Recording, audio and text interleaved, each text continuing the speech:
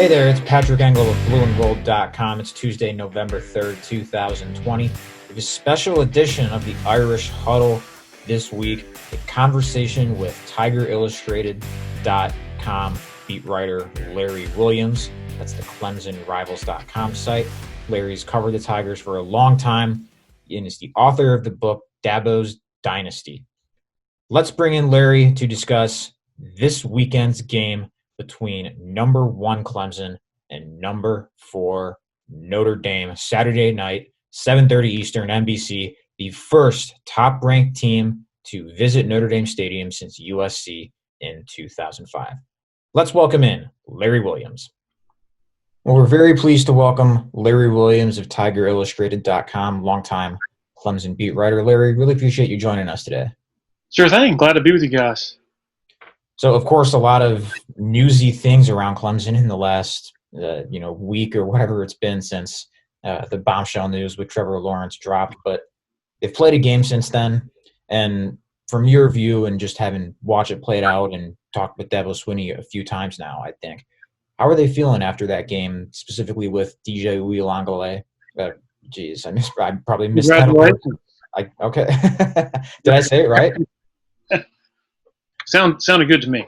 All right, DJ Uiagalelei. That's right. All right, but anyway, how are they feeling after that? I know last week when they beat Syracuse, Dabo was a little defiant with the, it's hard to win type of thing. But yeah, what's their feeling coming off of this game? I think feeling like they learned a lot about their resolve and ability to push through really difficult circumstances. They're quite shorthanded right now. And I think while 99% of the focus nationally this week is going to be on quarterback, where number 16 is out, I think equally big and probably bigger is what Clemson is missing on the defensive front, right up the middle with Tyler Davis and James Skalski, and then Mike Jones at Sam linebacker. And this is on top of already missing Justin Foster all year, returning defensive end.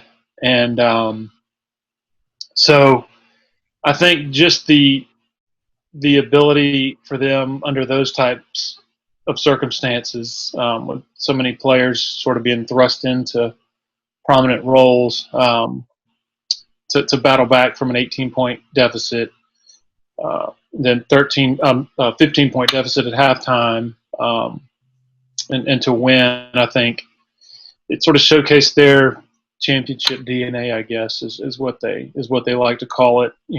Somewhat similar to 2 years ago when Kelly Bryant left a few days before the Syracuse game, and then Trevor Lawrence was hurt in the first quarter of the game, and in comes Chase Bryce to sort of rescue them in that game. I guess what I'm saying is they feel like this is an important building block, because this team isn't what it's going to be later in the year, that they learned a lot about sort of those maybe lesser players, or I guess lesser experienced players.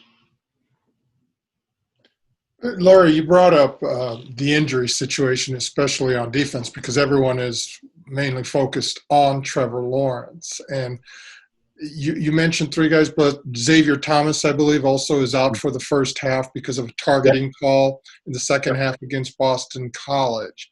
I think one of the interesting matchups here is this is the most probably experienced Notre Dame offensive line ever, and you're starting a couple of true freshmen along the defensive front. Now, these guys were top 5 recruits, 5-star, and sort of like 2 years ago when you had Christian Wilkins and company, 3 guys who were among the top 17 draft picks 4 months after that playoff victory over Notre Dame. There's still a lot of youth there with Miles Murphy and Brian Bresee, I believe. How are they holding up? And do they have enough of a rotation where they can still bring in a lot of people against Notre Dame's veteran offensive line? That's a that's a great question, and it's funny you say that because right before this call started, I was just watching the first half of the Boston College game and zeroing in on the defensive line. And they were not getting pressure. Boston College, of course, has a really big defensive line as well. Also plays a lot of tight ends. So similar challenge, I think, size-wise and personnel-wise. I think Tyler Davis, I don't know for a fact that he's not going to be able to go Saturday. I would be surprised if he's 100%. And I'd be surprised if he played a lot.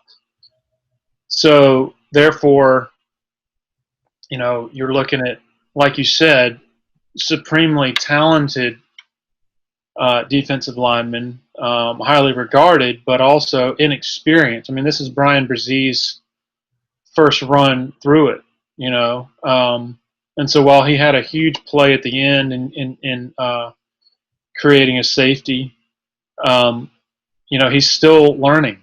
And, you think back to the Miami game when Clemson just really overwhelmed them up front. It started with Tyler Davis, who had been out the week before against Virginia, when Virginia really was able to move the ball in kind of surprising fashion at that time. But then against Miami, Tyler Davis was just able to line up right over the center and just push that center back and keep De'Aaron King from being able to step up in the pocket. He was also able to disrupt against the zone runs that Miami likes to run and force things back inside. So Tyler Davis's absence, in my opinion, is monstrous. I think that just watching the Boston College, the replay, Xavier Thomas, who, as you mentioned, is going to be out for the first half, he's kind of small. And he didn't really, at least in the first half, upon further sort of inspection, he was having trouble getting off of the blocks against BC's tackles. Same thing with KJ Henry and Justin Maskell, their other ends. And so I think this, and in my sort of watching of Notre Dame the last few days, I think the center, 55, pardon me, I don't know his name. Yeah, Notre Dame has had to give him help a good bit this year, I think, particularly against Louisville. Louisville has a really good nose guard. I've seen 55 get pushed around some this year, and maybe some vulnerability out on the edges. It looks like to me. I just don't know if Clemson is totally equipped size-wise and experience-wise to overwhelm them on the line of scrimmage. And that's not even getting into the tight ends and their role. I really like 24. He's a super H-back tight end type. But I think that Brzee and Jordan Williams and Niles Pinckney, the interior guys, have an opportunity to win some matchups there in the middle. But I don't think it's going to be easy against this really, really big and strong and veteran offensive line that likes to just lean on you with their running game. And if I'm looking at the thing that gives me the most confidence about Clemson's defense against Notre Dame's offense, it is that Brent Venables has a long history of being able to take away one thing an offense does well. And so Notre Dame, it seems like, is still developing its passing game.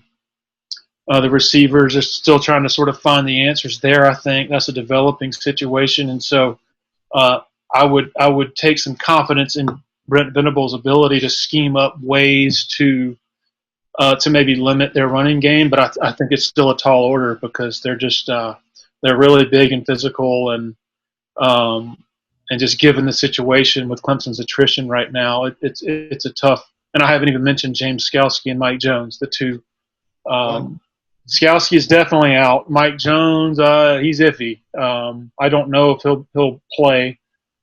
So they're really mixing and matching right now, and sort of growing up, really close to the line of scrimmage with their defensive linemen and linebackers right now. Yeah, I look at Tyler Davis as being as important a loss, if indeed he can't play, as anyone else up there. I mean, all ACC pick as a freshman last year who's consistently disruptive through there. And yeah, like you mentioned, Notre Dame does like to double sometimes in the interior. I mean, just watching that Louisville game, the nose guard, Jared Goldwire, really good player. They sent a lot of help there. Just I think as much as Patterson's run blocking, I think was at least an area that he was still working through and a little bit earlier in the season. But I think they just really wanted to take those guys away and just not let them be a threat. Like that's Louisville's best defensive lineman. And I think you'll probably see that even if a hobbled Davis or a Davis on half the snaps, if he's in there, I would imagine you'll see the same thing. But I want to go on Clemson's receivers for a minute. Obviously, T. Higgins in the NFL right now, as you see on the highlights every Sunday, and Justin Ross not available with the offseason neck surgery. That's right. It was a neck issue. Yes. What's that group look like? I mean, it hurts, of course, to lose a second-round pick and a guy who could have been a first-rounder, but are they – how much different, I guess I should ask, is that group from that 2018, 2019 crew that really seemed hard for anyone to slow down even? Yeah, it's crazy that, walking away from the 2018 playoff, it's like, wow, you have a freshman quarterback who just lit up Notre Dame and Alabama, and you have a freshman receiver in Justin Ross who just, helped light up Notre Dame and Alabama, and T. Higgins, he's only a sophomore. And here we are less than 2 years later, and Higgins, of course, has gone to the NFL, and Justin Ross is no longer an option. So I think that Ross's loss was really big. And, of course, they don't have Hunter Renfrow from the 18 season as well. But, I think their receivers are developing maybe, not exactly the same as Notre Dame, because I think that, just from what I see, Clemson has probably more upside at receiver just based on the talent that they have brought in. But, coming into this season, it was, okay, Justin Ross is out, and so therefore they're going to need to have either Frank Ladson or Joseph Ngata elevate to become those sort of big-time weapons on the outside in the same mold as Higgins and Ross. That hasn't happened. Joseph Ngata has been dealing with an abdominal injury for quite some time and hasn't played a whole lot. Frank Ladson has been plagued by some drops and also missed last week's game because of an injury. I'll say that Amari Rodgers is a spectacular talent. I think he's headed to the NFL. He is playing like an NFL player right now. He's more that slot guy who has expanded his game from the underneath stuff, like the jet sweeps and the Hunter Renfrow routes, sort of underneath, third down routes, to he's going vertical as well, and has established himself as that type of threat. They also have two pretty established weapons at tight end in the passing game in Braden Galloway and Davis Allen. So I think they're spreading the ball around more. But at the receiver position specifically, they're still trying to find themselves and to sort of find their identity. I think Cornell Powell, who's been here forever and who Dabo has talked up forever, to the point that entering this season, I think some fans just probably laughed at, okay, he's talking up Cornell Powell again and, prepared for him not to do anything. Well, Cornell Powell has come up with some huge contributions. Most recently, last week against Boston College, had quite a few third down catches, big time catches against man coverage. And so I think that, their receiving core has plenty of upside, but right now they're still sort of still evolving and still not like, when you go up against T. Higgins and Justin Ross, you're terrified at what those two guys can do. I don't want to diminish the current crop of receivers, but I just don't think they have two of those types of weapons right now. It's kind of what it seems, at least just from watching. But yeah, the Amari Rogers godsend for them. It really seems like. Yeah. Yeah. Larry, a few weeks ago on October 17th, Notre Dame survived quite a scare from Louisville. Ended up winning 12-7. And it's, people get down about, boy, there's no way this is a championship contender, et cetera, et cetera. And naturally, Notre Dame follows with a tremendous performance at Pitt, who with a 45-3 victory, considered maybe an upset special. Look out for Pitt. They have this history and all, even against Clemson in 2016 during their championship season. It served really more so as an asset and as that proverbial wake-up call. Was it good for Clemson to have the kind of scare it did and the game pressure they had against Boston College? Well, first of all, about that Notre Dame Louisville game, it's really interesting because I was watching a replay of that the other day, and that was the same day Clemson put up 73 right. at Georgia Tech, and it's like, how is at that time Trevor Lawrence is COVID free. Clemson has Tyler Davis and James Skalski still. And at the time, it's like, good gosh, how is Notre Dame going to stay on the same field with Clemson in a few weeks? And it just goes to show you how much can change in a small amount of time. I do think, looking at that Notre Dame game, there's some nuance there that maybe in that Louisville game that maybe the generalist, the casual fan doesn't really notice. I mean, there's like 30-mile-per-hour winds that day, right? Yeah. Neither team was going to really throw it. And then Notre Dame had basically reset its season, after the 2-week period where they basically did nothing, right? Yeah. It was. Yeah. So anyway, some extenuating circumstances, and then you're going against a Louisville team. I don't care what their record is. When I see them play, man, those dudes they're still playing really hard, and look like a well-coached team. So anyway, to your question about whether Boston College was a wake-up call, I don't know that I would put that in the same category of like you mentioned, 2016 when Clemson had its scare against Pitt, and then not scare, but they lost the game. But they never looked back after that.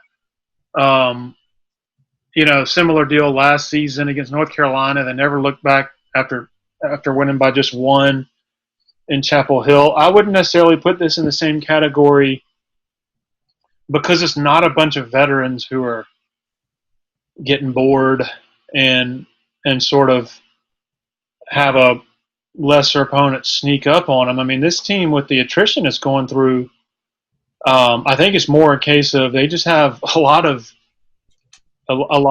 guys in prominent roles for the first time, and so they're still growing up. I mean, that's really what I chalk it up to. And I think if they, you could argue they had a scare the week before against Syracuse because they were only up in the third quarter against a 45-point underdog at home. They're up 27-21, and Syracuse has the ball twice with a chance to take the lead. And so, fans were up in arms after that game wondering what the heck was wrong. And so, as you mentioned earlier, Dabo was not too keen on getting too many negative questions, I guess, in the press conference. So my assessment of it is particularly without Trevor Lawrence and James Skalski, is this team is just, they're at a, I don't want to say they're at a vulnerable state, but they're, of course, a lot more vulnerable than they would be at full strength. And so that's sort of growing pains maybe, or just sort of finding out who they are. I think they're just in that process. One more for you here, Larry, and then we'll ask you for your prediction. So you look back at the rushing numbers of last year to this year, and you see led the country in yards per carry last year. This year, it's a still very good, but not top 5 in the country. What in 4.47, I believe it is. Is this a case where the numbers kind of lie and overstate a running game struggle that might not be there, especially because Travis Etienne is still there. He's still dangerous. I think he's the best running back in the country. Brian Kelly said so. So do you look at that number and difference there as much of anything with their run game, or has it been more of the same as really hard to slow down because of number 9? Yeah, I think it's not as explosive statistically. I mean, last year they ranked like number 1. I think they ranked top of the country in yards per game and maybe yards per carry as well. They haven't had as much first down success, I think, as they would have liked, and I think there are multiple factors for that. It's not just they can't run the ball on first down. I think they've had penalties, and they've tried to be aggressive on first down as well in the passing game, and haven't connected maybe sometimes as much. I also think that Travis Etienne has done so much more. He's carried so much more of the load in the passing game, and that's one thing I neglected to mention earlier when talking about the receivers. That the tight ends have been more of a factor in the passing game this year. I should have also mentioned that Travis Etienne has also been a load, and so he's doing a lot more in the passing game. So I think his maybe slight reduction in yards per carry is understandable from that perspective, just because he's doing a lot more. I think the real sort of difference is when you look behind him. I don't have the numbers in front of me, but last year at this time, Lynn J. Dixon was their number 2 guy, still is their number 2 guy, and his yards per carry were way higher than they are now. So they're still trying to sort of sort that out, like the battle for to be Etienne's backup. And of course, when you're blowing a lot of teams out, the backup's going to get a lot of carries. Actually, even when you're not blowing a lot of teams out, it's a legit rotation. So I think that's kind of still a developing thing as well. The offensive line has been good, not great. I think, with 4 new starters, I think even though they're very confident with their starting 5, they're still 4 new starters with Cade Stewart at center and Matt Bockhorst at left guard, and then you got a second-year guy in Will Putnam at right guard. And so, and another thing that has to be mentioned, I think maybe that needs to be mentioned first, is that teams are just loading up to take away Etienne, and it makes sense. As great as Trevor Lawrence is and has been, I mean, you've heard countless coaches saying that number 9, you got to do everything you can to take away him first, because otherwise he'll just cut your heart out. And saying that, Patrick, I just want to ask one more. Seeing that teams are going to do that, and Notre Dame's emphasis certainly is foremost, as with most teams, stop the run. How does DJ at quarterback, where do you compare him to when Trevor had to take over as the starter in 2018 in that 5th game? Now, his supporting cast, it seems, was probably stronger overall, especially defensively. So they weren't asking him that he had to carry the team. But now with DJ, with maybe the receiving core not quite up to the overall standards, and the offensive line also kind of in a bit of a flux, how much more does that put on him? And from what you've seen of DJ, personality-wise and all, even during this pandemic where we don't get a lot of insight, how do his first career start on the road? What do you envision? I think between the ears, DJ is probably as impressive as he is physically, with his rocket right arm, and then his physical stature, 250 pounds, just like a Cam Newton type of stature, just extraordinary for a freshman, of course. I I was most impressed last week that he was able to. Well, the first thing is before he even took a snap, they're down 7-0 to Boston College at home. So that's a lot of pressure right off the bat on him in his first start. And then they're 18 down, and he has to drive down the field late in the first half to get a field goal, which ended up being a massive field goal in the end. And then he has to come out of the locker room down 15. And so the other super impressive thing in my mind was that he had to do it as a passer, and is not really much of a runner, or at least he was not in the game plan as much as a runner. He did have a 30-yard touchdown in the third quarter that was really big, pulled it. He had maybe a couple of other quarterback powers, but I think he's still mending a banged-up shoulder. And, he got hurt. He hurt it against Miami. They held him against Georgia Tech, and then against Syracuse, he was in for one possession, and they did not run him at all. And then in the first half last week against Boston College, they didn't run him at all, including on the goal line when Travis Etienne fumbled it and Boston College took it 97 yards the other way. I think if DJ is healthy, man, you're running quarterback power there on the goal line. So the fact that in his first start, when he wasn't fully healthy, and he sort of playing with one hand tied behind his back in terms of his ability as a runner, because he is a great runner, a great and powerful runner, as you're going to see, I think, long term. My biggest question about Saturday would, in addition to the pressure and the stakes and all that, is, how comfortable do they feel running him in this one? I wouldn't assume it would be a great deal more than just 7 days previous. I would imagine they would pick their spots in this game just as they did against Boston College. So, I wonder how much of a limiting factor that would be, just because this is a zone read offense.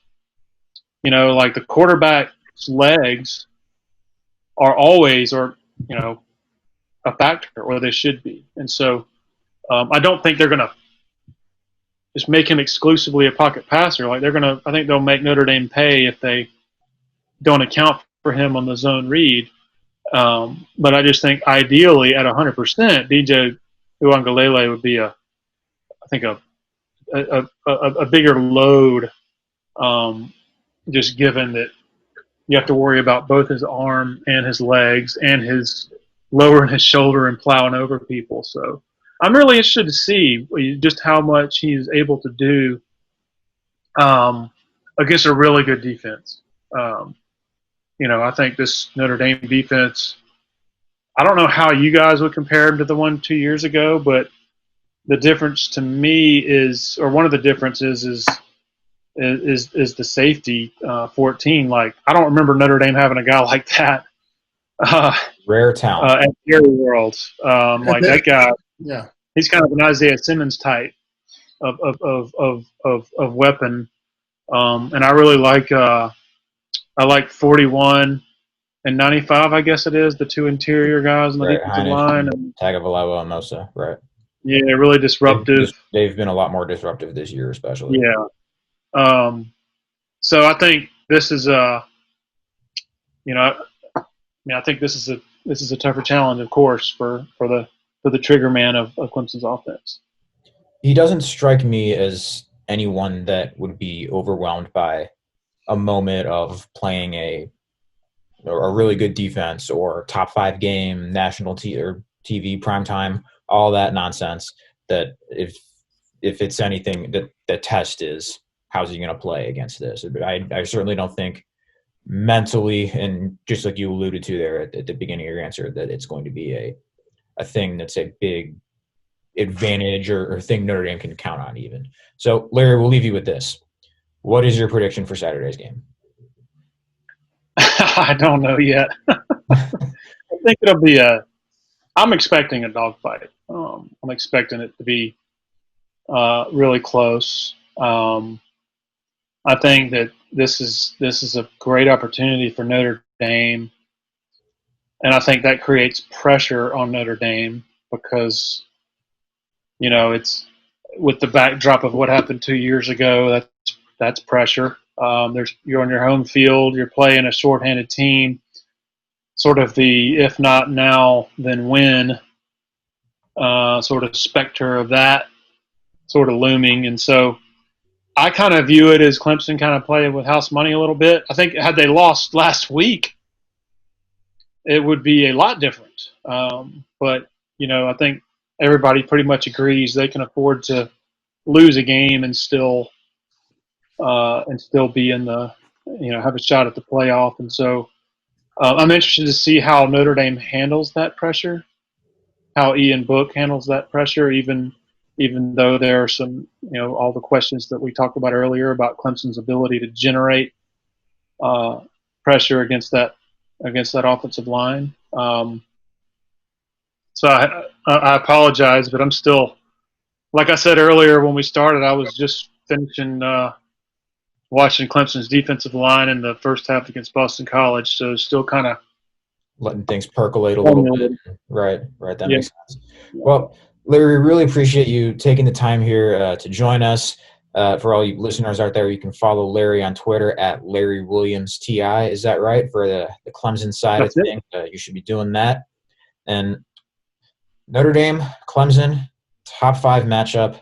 I'm sure it's been just as circled just as many times in Sharpie on the Clemson side of things as it has on Notre Dame's schedule since the minute they put this thing out. But Larry, thanks again for joining us.